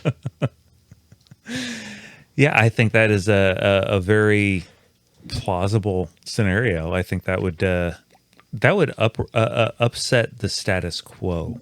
It would, and based on a lot of corporate policies aimed towards same-sex couples, you still get the insurance benefits from the corporate guy. You get the tax benefits. And the blue-collar guy who's making the money under the table, he don't have to report nothing. There you go. That's all I'm saying. It's an idea. It's out there. It's in the side. Now that we put it out there, somebody's going to steal it and make $1 million with it, and we're going to be fucked. And I'm going to sue you and spend $2 million to make 100,000. You son of a bitch. So real quick before we jump topics real quick, is I wanted to throw onto the men's health thing. There's a TikTok that I've come across recently, and it's actually a woman that is an advocate for men's mental health. I've seen her, and that's not the only one. Yeah, there's another one that I watched. She's got some freckles and stuff. Yeah. She's awesome though. But this one is Emily W. King, EmilywKink or King, Emily W. King, and she has got her content is basically based around advocating for men in relationships and helping debunk some of the shit that I guess some of the reasons why we do some of the things we do and the psychology behind it. And it's actually been really enlightening. I've used some of her arguments in arguments with Wifey Sauce. And well, the cat's out of the bag now. It almost not that she listens. Yeah, it almost immediately shuts the shit down. I'm gonna have to start taking notes here. Yeah. Yeah, it was. I told you earlier that I get sensory overload on a very specific set of things, and that happened yesterday. And I just basically said, "Leave me the f alone." While both kids and her were in the car, just everybody, don't talk, don't touch me, whatever. She gets home and she's like, "You can laugh and joke and blah blah blah." I was like, "No, no, no, no, no. You have sensory overload. You can get mad at me for an entire weekend and not speak to me and depression nap because you have sensory overload. And I asked for 5 minutes for the car ride home. And why is that different?" It's not. Oh, Yep. And I think that's a lot of what we as men deal with is double standards. You know, it's okay. We are required to, I can't think of another word, and I don't want to use this in a negative. This word's going to come off negative, and I don't want it to, but it's the only word I can think of for the situation. We're expected to coddle their needs and emotions and quirks, but our needs and emotions and quirks are not coddled. are not. They're just not supposed to be. Drink water, drive on, take Tylenol, get over yourself. Yep, rub some dirt on it, suck your shit up, stop being a bitch, and go on. That's so much of what we get if we have something we're trying to deal with. That's one thing I really have a problem with too, is because when I get sick, like I get sick, okay, but she talks about me getting sick like it's just. Oh, every woman does that. Every woman I've ever heard, and I know I'm stereotyping and grouping women into a large group, but I've heard so many times from so many different women that men are babies when they get sick. Yeah, and that pisses me off because, okay, yeah, maybe to a point, but when we get sick, does it just break down enough to where we're just so grateful that we have some downtime that shit isn't expected out of us? Oh, like sometimes being sick is the best fucking vacation ever. Yeah. Because everybody just gives you a pass. And we never get a pass on anything ever. Yeah, I agree. It's there's expectations that are put on us, and half the time they're not spoken. They're just expected. And Look. we're just expected to know it. Wifey Sauce came down here last night. Came down here. Let me paint the picture. She physically came down here to the basement, to the studio where we're recording, which is And she also, doesn't do that unless she has a purpose. which is also my den, and says, "Hey, when you come back upstairs, can you bring the gallon of milk that's in the refrigerator down here and put it upstairs for Colton in the morning?" Mind you, she was already down here. It took me legitimately a minute of back and forth because I'm talking a little bit of shit because she's looking pretty cute. It took me like a minute. I'm like, wait the fuck a minute. You're down here. 3 feet from the refrigerator. And you're 3 feet tall. You're eye level with the milk. Take it back up the goddamn stairs. And she was like, "No, that's not the reason I came down here." I was like, that's what you hit me with. What's the reason you came down here? "Oh, well, just to remind you, we have an eye appointment in the morning." Then why didn't you just come down the stairs, grab the milk, and tell me we have an eye appointment tomorrow? So, I get to sleep in for the eye appointment because I'm working from home instead of going into the office before the eye appointment and then going into the office after the eye appointment. In what world is that fair to me? Right? So, ladies, the GuyWirePod at gmail.com. It is in the episode description of every episode. Yep. Email us and tell us why you do stupid shit like this that pisses us off. I'd almost go out. She felt like she needed to have an excuse to come down here. She doesn't. She's welcome. She can come down here. It's cool, man. Like I'm making some bold assumptions and generalizing. Like it's trying a to figure that mellow out, environment. I've covered up the pit with punji sticks at the bottom of the stairs. I've put a chair with a blanket on it to make it more inviting. I've got 3 throw pillows on the one end of the couch that I don't use. There's a soothing fire going in the fireplace There is. right now. You probably heard it crackling If in you the hear background. pops and cracks, I've got the fireplace going down here. I mean, like there's so much shit. Men are from penis and women are from Lars Ulrich or whatever. Whatever they say it is, man. Good topic. Love that question. Yes. Moving on, though. Moving on. We're short on the list now. What is something that most people get wrong? And if you say tying a fishing knot, I'm going to smack the fuck out of you, I swear to God. I mean, that's true. They 9 times out of 10 use the wrong fucking knot. But yeah, but you can tie a fucking knot in a cherry stem with your fucking tongue, so. Well, you know. You can't tell that to everyone. All the bitches be wanting me now. Bruh, you know what happened? Like, it hasn't happened in a while because I've, like, had to remember since I got with Wifey Sauce. Like, you remember when we were both working for the Verizon retailer up in King, North Carolina? Good old King, the redneck town there. God. And forgive me, Kinganites. I loved living in King. It is a redneck town, though. I'm a redneck. Y'all are backwoods as fuck. Yeah, I call it like I see it. I forgot to turn my swagger off one night. Oh, God. Before I went to bed, and I woke up covered in bitches. God, I hate it when that happens. It's like you left the light on. I do too. I have enough trouble pleasing one. Like that's why, like every girl I've been in has been with it. Been in. Every girl I've been in and been with has little Freudian slip there, folks. Yeah, has have you ever had a threesome fantasy? No, I can't please you. Like, why would I want to add another bitch to this equation where I'm just going to get like dry mouth? Get a cramp in your tongue. Fucking explosive diarrhea the next morning too. Shit. I only partially get that, but fuck, I don't want to fully understand it. I'm better than you, and you know it. So what the fuck was the question again? What is something that most people get wrong? I'll interject with one. Well, all I can think about is all the fucking grammar Nazis out there that just love fucking you. Like anytime you miss punctuation, use the wrong there, your, and you're one of them too. So fuck off.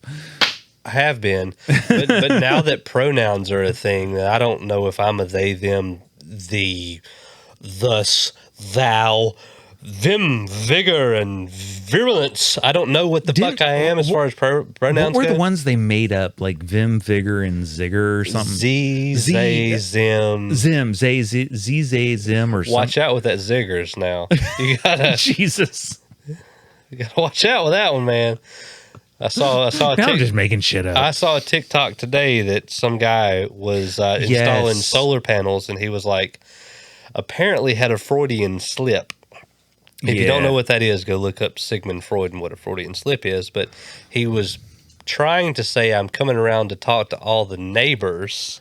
And he said, he said the N word that rhymes with the 5-cent denomination of coin, nickels. I don't know if that rhymes, but well, it's along the same. But he said the N word, the one that white people don't say. Yes, that we're not going to say. I came around to see my words. Yep. I'm sorry. I didn't mean to. And the obviously black dude in the video is like, nah, bruh. Yeah, we're done here. Yeah. And the guy's like, man, I'm like, I saw his heart drop. Oh yeah, you realize, he just realized he just fucked up. Yeah. Yeah. Because he had been in the van talking about, let's go see these N-words. That's probably what the situation was, unfortunately.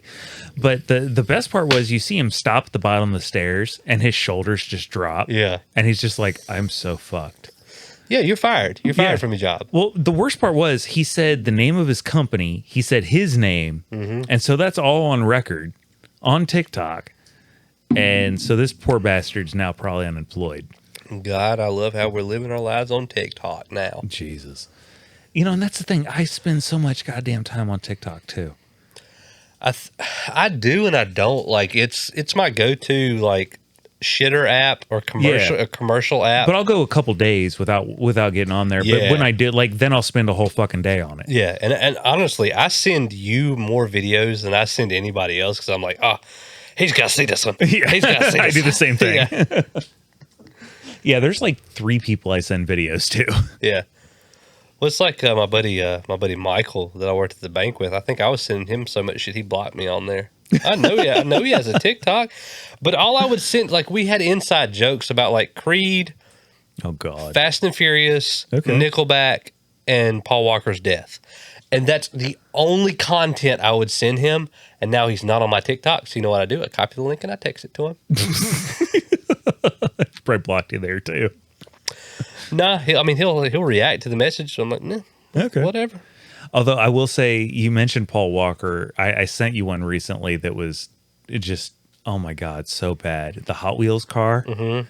And so it was a Hot Wheels package, and it had Paul Walker's face on it With the Supra. But someone had taken the Supra out of the package, Beat the and shit out of it with a just hammer. smashed the shit out of it and put it back in. Did you know Paul Walker had dandruff? No, I didn't. I didn't either until I saw his head and shoulders in the glove box. Oh God. Emotional damage. It's been a long day without you, my friend. You know, I've heard the same thing about Princess Diana too. When I see you again. Yeah, she when she made it to heaven, the angels didn't have to give her a halo because she already had the steering wheel. I thought it was a Mercedes logo. Yeah. You know that she was on the radio right before she died, and the dashboard and the windshield. God. You know the last thing to go through her mind before she died, right? The last thing to go through her mind before she died. The airbag? Dashboard. The dashboard, okay. Yeah. Well, since we're on this track, how lewd do I want to go? Well, I'm kind of offended by Great Britain. Okay. Like, they couldn't let us have our year to mourn Betty White. Betty White passed away this year. At the age of 99. Yes. But they couldn't let us have that. The Queen passed away at the age of 96. We're still 3 up. Oh, we're still, obviously, but they had to like one up us and have the Queen die in the middle of the same year because they couldn't let us have that. Yeah.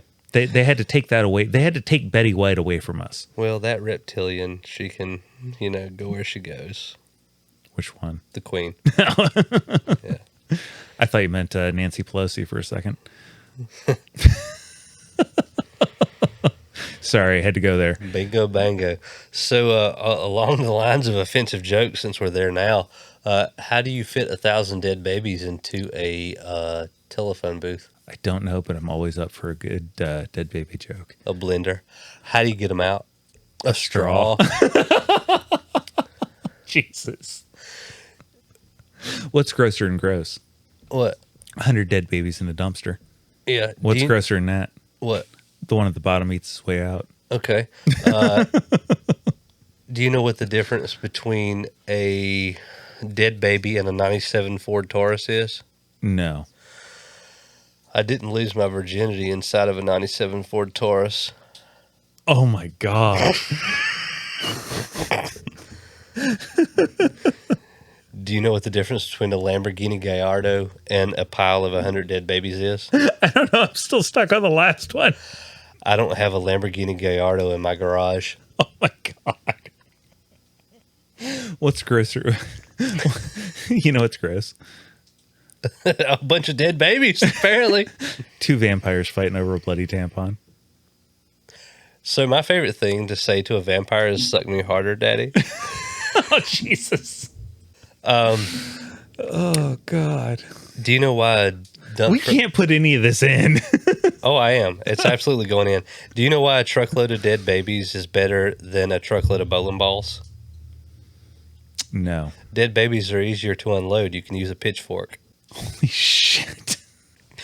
It's been a long day without you, my friend. Friends. All the dead babies. Friends. Plural. Tell you all about it when I abort you again. Oh, Jesus. We're going to hell. I'll save you a seat. Oh, yeah. No, I know. At least all my friends will be there. Yeah. God. The devil's going to have a hard fucking time with us. If I thought Miss Parsons in 7th grade had a problem with me and Winston Sims and Andy Richardson, Jesse Odell, the devil is going to have a problem with the lifetime of fucked up individuals that I have met. It's going to be a good time, though. Yeah, I'm going to get down there. He's going to cut off my arm and be like, where's my chainsaw, bitch? I'm pretty sure there's going to be a bonfire going and a cooler full of Busch Light. Yeah, pop the head of a dead baby off a Busch Light and just fucking turn that bitch up. Shit. Well, boys and girls, we are reaching the absolute precipice of our latest episode of Guy Wire. Go check out our YouTube. Go check out Two Undead Girls, Sips of Crime, And The Last Stand. and the Last Stand podcast with Wild Bill. Last question. If you could learn only one magic spell, but it could only do something mundane and boring, what would the spell be? Before you said the mundane and boring part, I was going to say choke people through the phone. Because I've always wanted that to be my superpower. And that stems from working in a retail and customer service environment. Yes. Because unfortunately, whenever you deal with people over the phone, you get the telephone tough guy. You get the ones that they're super badass on the phone and they want to talk all kinds of shit and they want to yell at you and scream at you. Never been punched in the face in real life. Exactly. I just want the ability to be able to choke them through the phone. Maybe a Darth Vader kind of thing where I just hold my fingers and they choke. So if it's mundane, maybe you can give them that thing where their eye twitches for a few days. Like that, like their eyelid just has that little spasm. Can we make it for like 3 months? Yeah, it's okay. It's mundane. Okay. Yeah. Yeah. So yeah, I can do really annoying things to people for a long period of time. Yeah, that's what I want my mundane ability to be. Mine would be I could wave like 2 fingers and you'd have to feel like you had to poop just a little bit. like not enough to like that question of is this a fart or a poop? Like a conversation ending like maybe I have to pee. Maybe my bladder's a little full, but it might be gas. Yeah. But it's questionable. Like I would just wave my 2 fingers. I'd do my Wingardium Leviosa, whatever from Harry Pothead. And you got that fart that you shouldn't trust. But it's not. It's like I mean, it could be a shirt. It could be. Yeah. But whatever's in there, it's just gonna wiggle in there for just a little bit. Wiggle. It's just gonna. Yeah, there might be. If you got a turtle head, okay. Disclaimer: if you got a turtle head poking out, you're gonna shit. Okay. So don't come up to my desk at work. You're just gonna wiggle your fingers at them, and they're. Or I'm just gonna scratch my cheek a little bit. Little Leviosa. Yeah, a little poopiosa, and your butthole's gonna quiver. I think Shardiosa. Shardiosa, yeah. Yeah, that's definitely a spell. Our Harry Potter fan, Michelle from the Sips of Crime podcast, let us know. She's not a fan. Oh, she's a member. She's the fan. She is. Yeah. I mean, she has a whole room dedicated to Harry Potter. Yeah. Like, they could have made a guest bedroom. They could have, like, made a den. They could have made an office. She tried to talk her husband into cutting his nose off to look more like Voldemort because that's all that's stopping him. Other than the hat.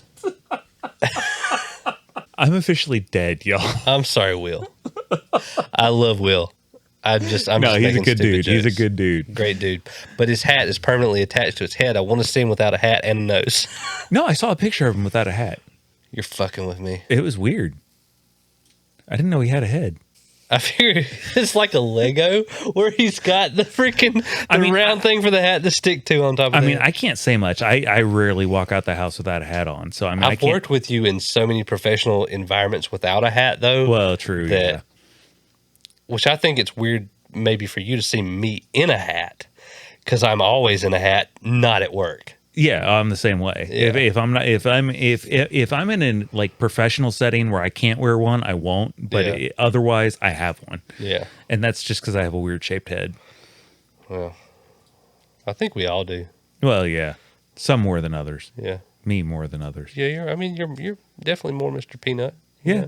I mean, I did get a couple of weird lumps taken off recently, so that's cool. I had one. I had a lump on the side of my head that was once referred to as Mike's Hard Lemonade. Well, I hate that the GoPro, paused during our taste test of those, because the one that you said was Mike's Hard Lemonade, I thought tasted more like a Starburst. Jesus, you fucking weirdo. It's been a long day without you, my friend.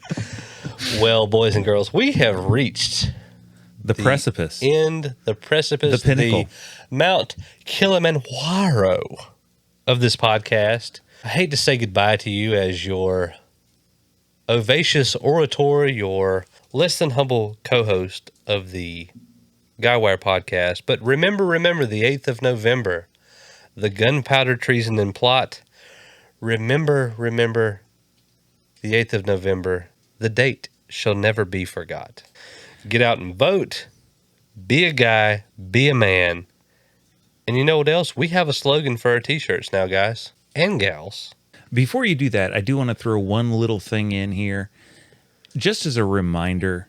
If you got a buddy, a friend that might be going through something, even if you're not sure, just check in on him. Just, hey, brother, how you doing? Just how things going these days.